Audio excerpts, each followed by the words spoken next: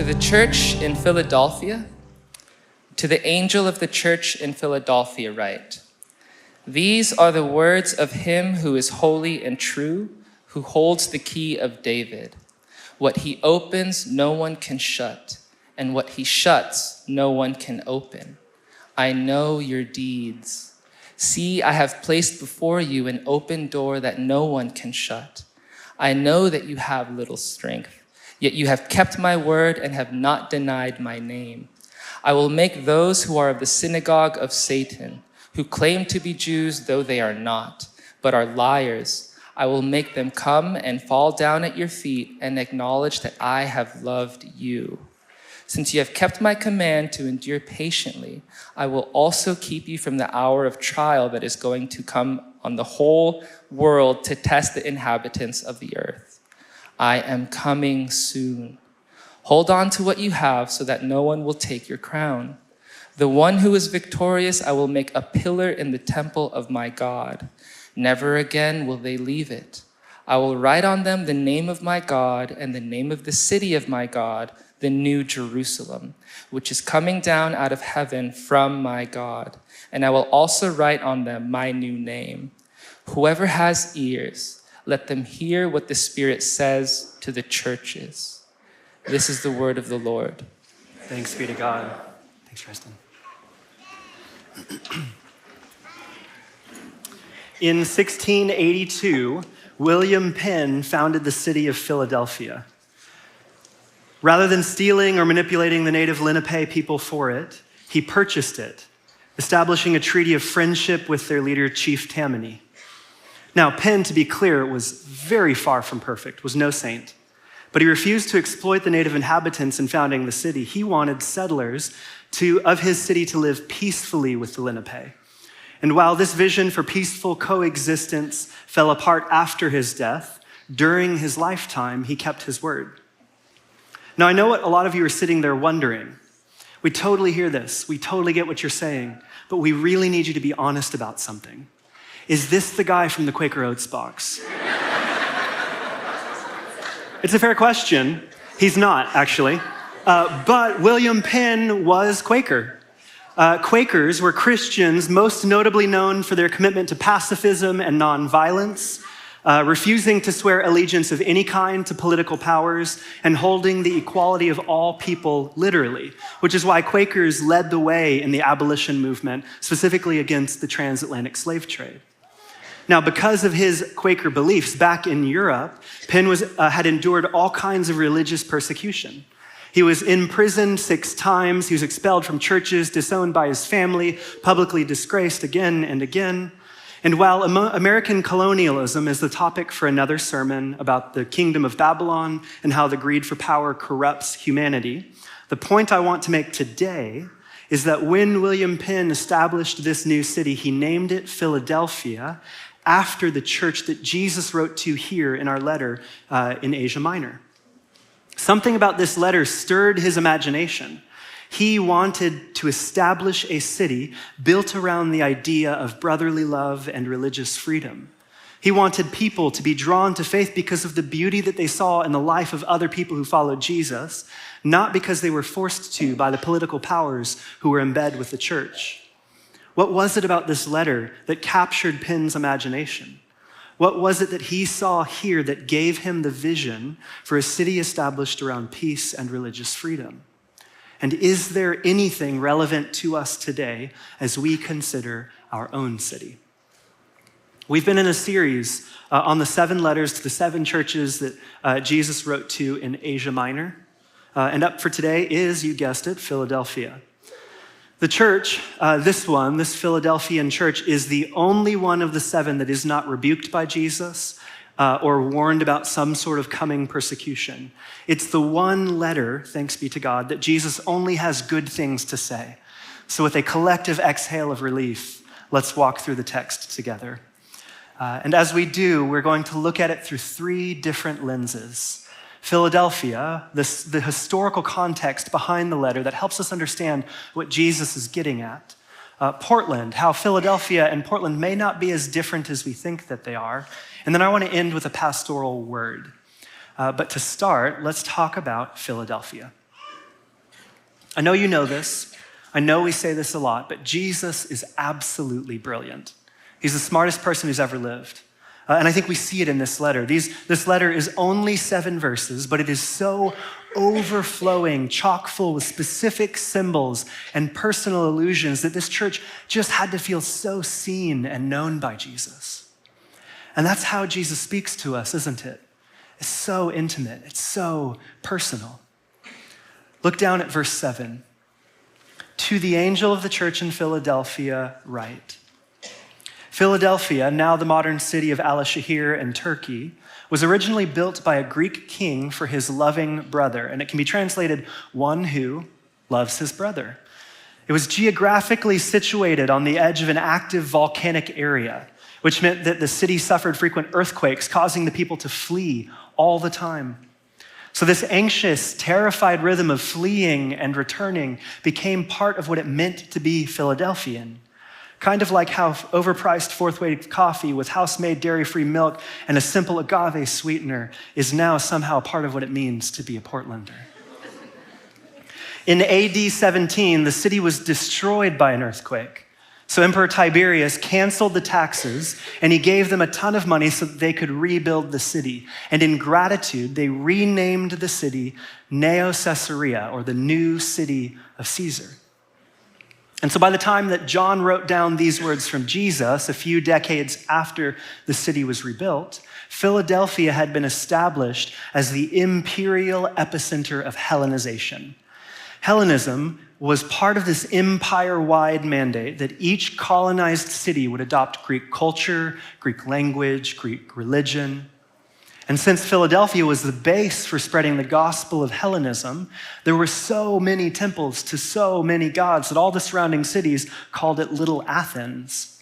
Kind of like how you can throw a stone from anywhere in our city and hit a fancy coffee shop that makes you pay $10 for a pour-over that takes $20 or 20 minutes to make, and how other cities around us somehow think that we are pretentious because of it. Let's keep going. Look at verse 7. These are the words of him who is holy and true, who holds the key of David. What he opens, no one can shut, and what he shuts, no one can open. As in each of these 7 letters, Jesus reminds his recipients about who he is, using specific, unique biblical imagery that would be relevant to their situation. And so in our letter today, Jesus says that he is holy and true. This is an Old Testament pairing of words that is reserved exclusively for God himself. So Jesus was reminding them that in the midst of their syncretistic polytheism all around them, he was the one true God. And then the rest of this verse is actually a direct quote from an incident in Isaiah 22 involving a guy named Eliakim. And you and I might feel like that's a pretty steep, deep cut, but the original hearers would know exactly what Jesus is getting at. Look at this passage from Isaiah 22 and catch the direct quote. In that day, I will summon my servant Eliakim, son of Hilkiah, go down to the end. I will place on his shoulder the key to the house of David. What he opens, no one can shut, and what he shuts, no one can open. In this narrative, Yahweh is replacing a corrupt leader, Shebna, with a faithful one, Eliakim. Eliakim can be translated to the one who God will raise up. So Jesus holds the key to the house of David, meaning he is the one raised up by the Father to hold the key of salvation for all of eternity. Jesus wants the church of Philadelphia to know that he is the only God set apart and against all of the false gods of their city, and he alone holds the keys of salvation. Look down at verse 8. I know your deeds, he says. See, I have placed before you an open door that no one can shut.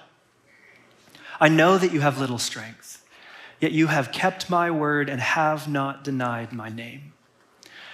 Jesus is speaking so pastorally to these people.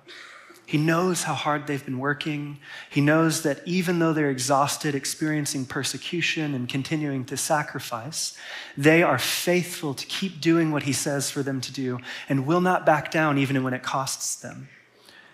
In a city with so many temples to so many gods and such unrestricted culture, the easiest thing to do would be to soften their beliefs just a little bit, to syncretize just a little bit, to go under the radar. But they won't. They are determined to be a faithful people to Jesus. And so he places before them an open door. In the Bible, an open door thematically represents two things: mission and salvation. Salvation and mission. It represents receiving the kingdom, and it represents giving the kingdom away. And both of these themes feature very prominently in our text today. First, we see this theme of the door of salvation. Jesus is giving them the rescue that they are patiently enduring for, to use his language. Look at verse 10. Since you have kept my command to endure patiently, I will also keep you from the hour of trial that is going to come on the whole world to test the inhabitants of the earth. Whatever this hour of trial actually refers to, it is something that the church of Philadelphia will be spared from. Because as Jesus says in verse 11, I am coming soon. Jesus is going to save them. But then also think back for a second to that history of Philadelphia that we just talked about. After it was destroyed by an earthquake, they had to rebuild the new city and renamed that new city the new city of Caesar. Look at verse 12. I, Jesus, will write on them the name of my God and the name of the city of my God, the new Jerusalem, which is coming down out of heaven from my God. Jesus is bringing them a new city. They don't have to build it. Jesus is building it. And this city is not coming from an emperor or a king or a president. This is God's own city coming out of heaven for them. Their patience, their endurance, he's saying, is not in vain. And that makes me think of that line in Hebrews, let us hold unswervingly to the hope that we profess, for he who promised is faithful. But it's not just the door of salvation, it is. Jesus also is opening to them a door of mission. This is where Jesus, I think, reveals what a good pastor he is. He knows that when something isn't going the way that we want it to, when we're tired and worn out and exhausted, the temptation is not to open the door, but to close it. When I'm overwhelmed, when I'm weary, I don't want anyone coming in. I want to hide, I want to hoard what I have, and I want to wait until I'm feeling better, and then I will open the door. But the problem with that is that Jesus' gospel was never about self-preservation. It has always, from the beginning, been about giving everything I have to anyone who needs it, because I am learning, like Jesus learned, that I have a good Father who gives generously and freely. Jesus lived and died teaching us to do what he did. He went first. He's teaching us to trust God with our preservation, to trust God with our vindication. Jesus did not hide out in a Bible study at his local synagogue. He spent his short 33 years giving his life and eventually his death away. So Jesus, better than any of us, knows well the temptation that this church is facing. So just as he honestly assesses their exhaustion and their weariness, Jesus tells them that he has opened a door to mission. So not only has the door been opened to receive the kingdom, to receive the peace and restoration and wholeness that comes from the rule of God, it is also open for them to give the kingdom away, to give the peace and restoration and wholeness that comes from the rule of God. Look at verse 9. I, Jesus, will make those who are of the synagogue of Satan, who claim to be Jews though they are not, but are liars, I will make them come and fall down at your feet and acknowledge that I have loved you.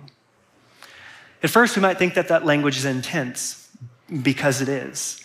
But we've got to start with what we know. Jesus is never cruel. Jesus is never petty. So we've got to do some digging to understand what he's actually getting at here. What is happening, especially because he uses this same phrase in his earlier letter to Smyrna. Jesus is saying that true Jews are those who were waiting for the Messiah, who were able to recognize his own coming as the fulfillment of their waiting, and that they would have worshiped him. But some Jews got caught up in the rituals and traditions and politics and nationalism that they lost sight of who they were waiting for.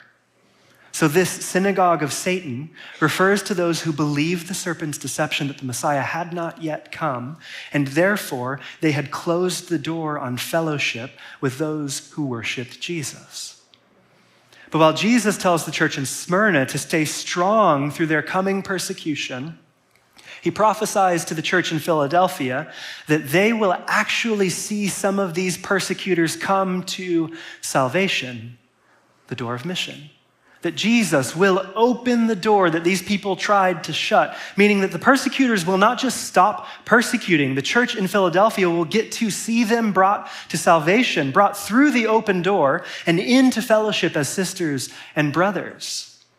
Now, if the church in Philadelphia had thrown in the towel and accepted the door being closed in their faces, they would go lick their wounds and wait for Jesus to come back, but they wouldn't do that. Jesus tells them that because they are faithfully enduring, they will see even their persecutors come to salvation. Jesus is opening the door to Philadelphia that they might receive the kingdom and that they might give the kingdom away. And he closes by encouraging them in verses 11 through 12 to hold on to what you have so that no one will take your crown. The one who is victorious, I will make a pillar in the temple of my God, and never again will they leave it. When we are exhausted, we can tend to think that something isn't going right because I'm doing something wrong. But Jesus is saying to them that far from anything wrong, they're actually on the right path. To use Paul's language, they are running the race as if to win. They are not lagging behind. They have a crown. They've not gone off course. They are out front leading the way.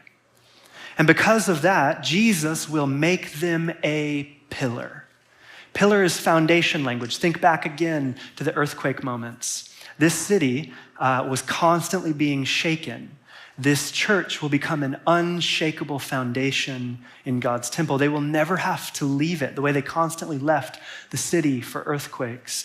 They will experience the presence and protection of God forever.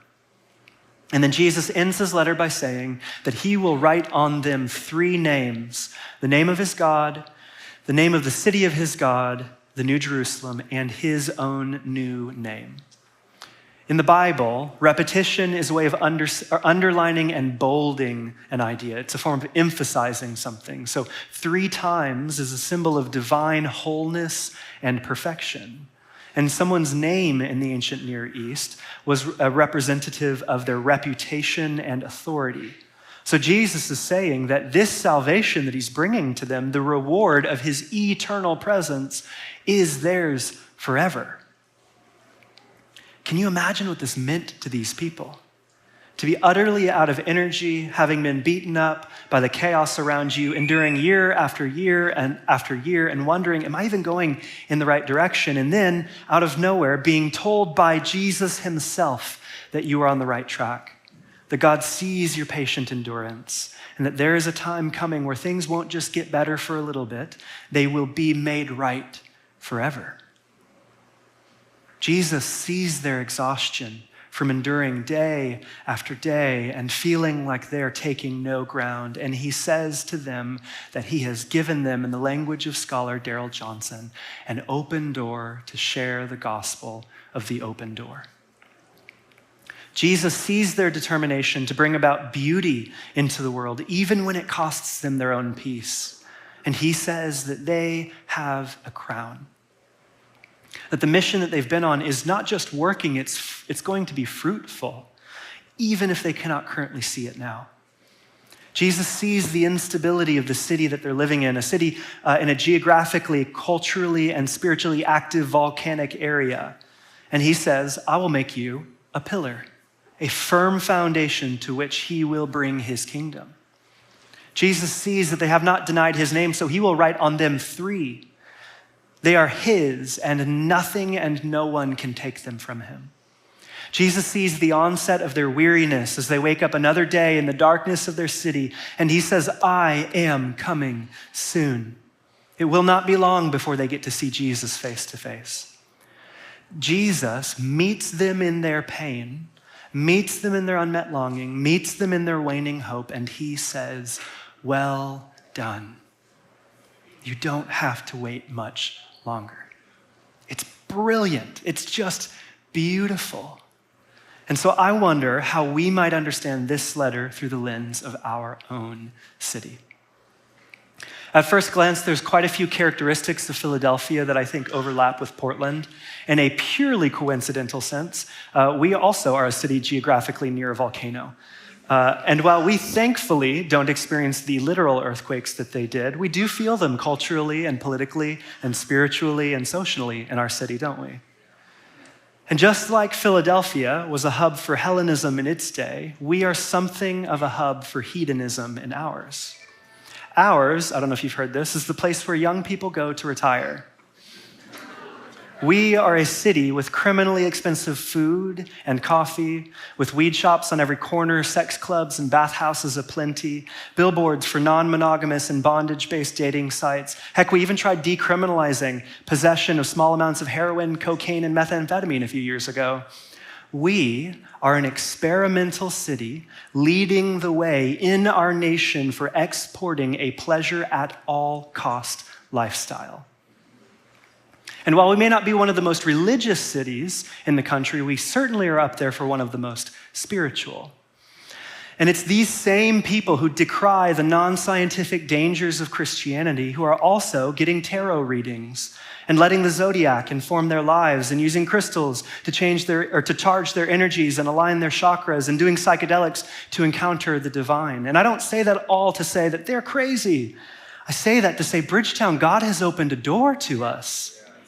The people of our city are longing for spiritual experiences. They roll their eyes at us and at what we're doing, but then they do every transgressive thing that they can to manufacture a spiritual experience for themselves.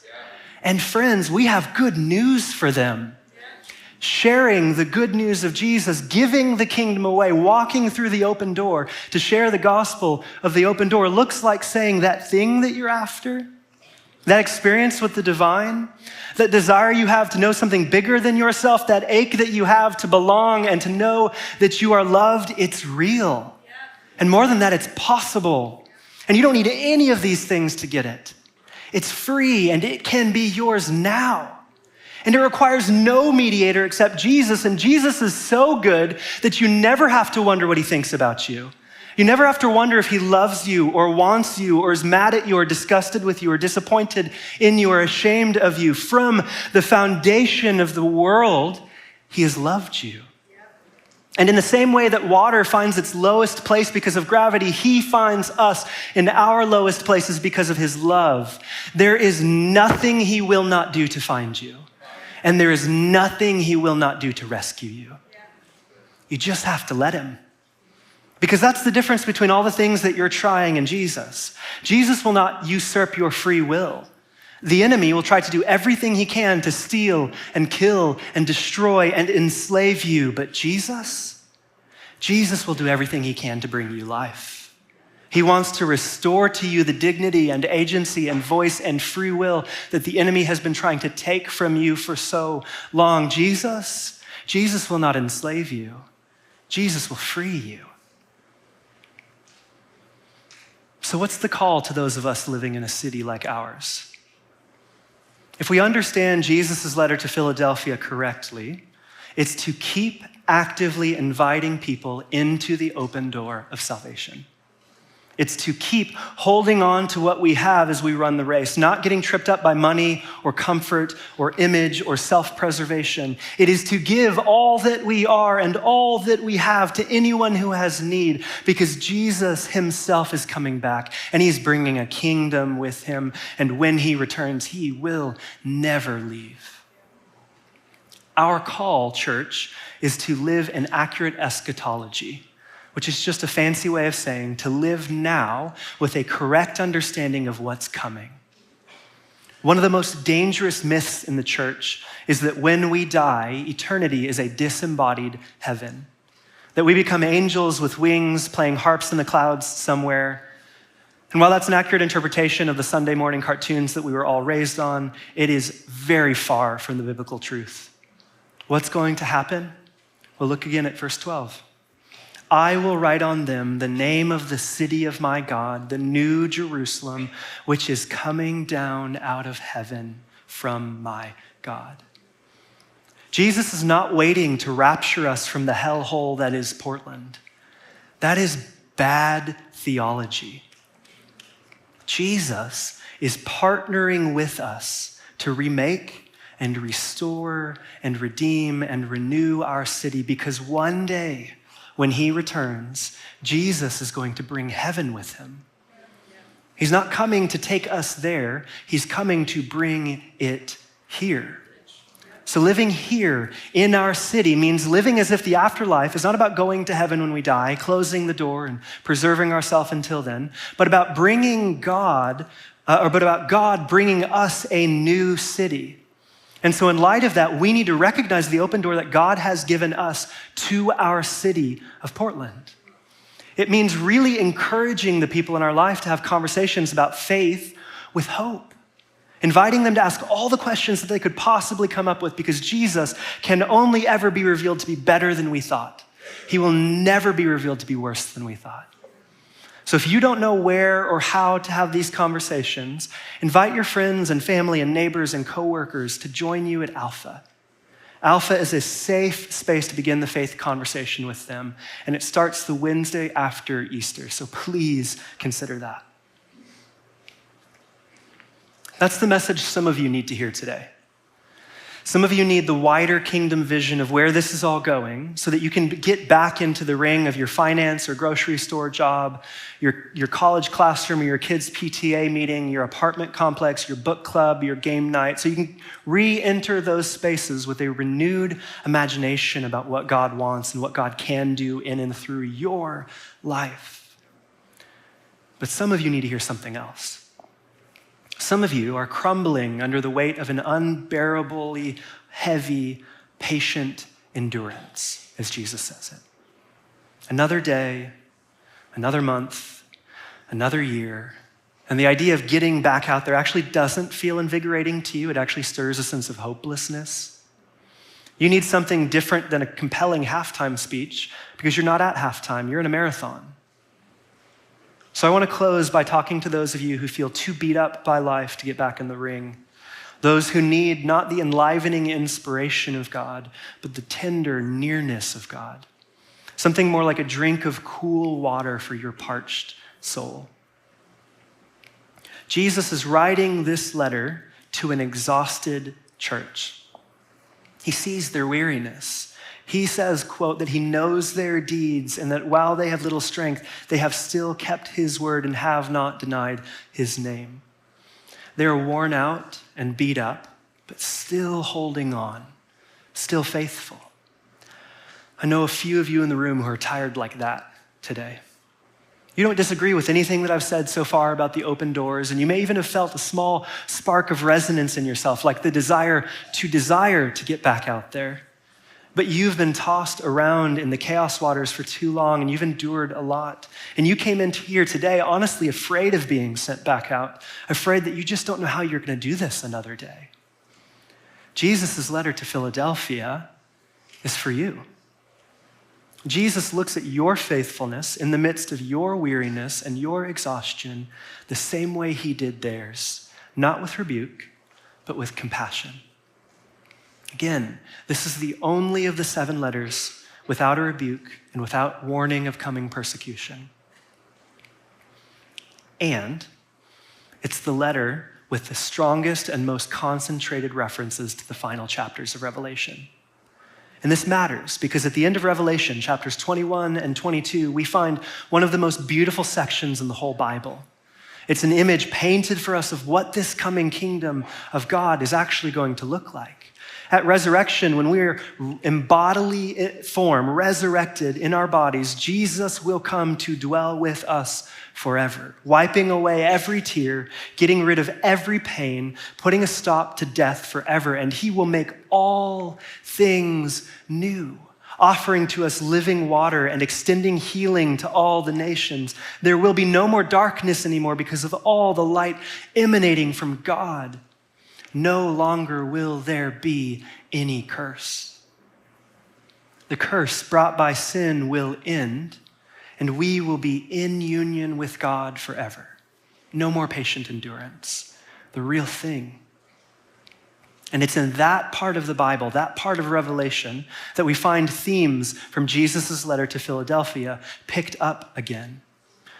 And so planting allusions in this letter to what is coming in chapters 21 to 22, it's as if Jesus is drawing a straight line from the church of Philadelphia to his coming kingdom. It's as if he is putting his hand gently under our chins and lifting them up towards the horizon and saying, look up and see how close God's kingdom actually is to you. I know it feels far away, but it's not, I promise. So maybe you're here and you've been faithfully trying to hold on to Jesus as you're holding on to something really painful, or you've been patiently enduring as it feels like life around you is just falling apart.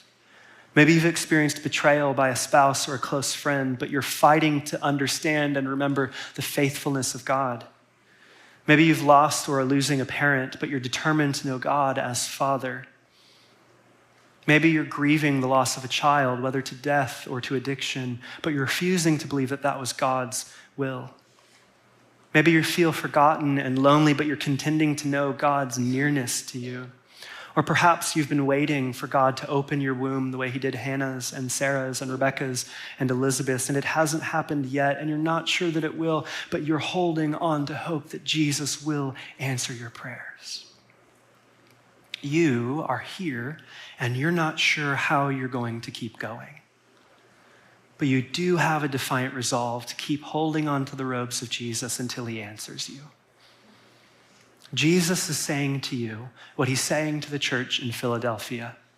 I see you, and I'm coming soon to end all of this. And he really is the only one who could say that, isn't he? He knows what it is to feel exhausted and in pain for long periods of time. He knows what it is to be betrayed and hurt by people he loved. He knows what it is to be abandoned and alone. Having lost Joseph in his childhood, he knows the pain of a dying parent. He knows the agony of asking the Father to remove this cup of suffering from him if there was only a way. He knows the sleepless and restless nights. He knows what it means to sacrifice yourself for people who end up taking advantage of you. He knows what it is to wrestle for faithfulness in obscurity and to go unnoticed and unseen and misunderstood. He knew the unbearable weight of the cross on his shoulders, alongside the undeniable compulsion to keep going. He knows what you're holding because he held it. For we do not have a high priest who is unable to empathize with our weaknesses, but we have one who has been tempted in every way, just as we are. Jesus knows well the temptation to give up, probably better than any of us. He knows what you're holding because he's holding it with you, even now, even when you cannot feel his presence. As a missionary, Frank Laubach, wrote of his own experience of pain with God, he wrote this: sometimes you want to talk to your son, and sometimes you want to hold him tight in silence. God is that way with us. He wants to hold still with us in silence. And to use Jesus' own words from the letter to the church in Philadelphia, he knows your deeds. He knows that you have little strength, yet you have kept his word and have not denied his name. And so he is coming soon. Hold on to what you have so that no one will take your crown. He will make the one who is victorious a pillar in the temple of his God, and never again will you leave it. Whoever has ears, let them hear what the Spirit says to the churches. Let's stand together.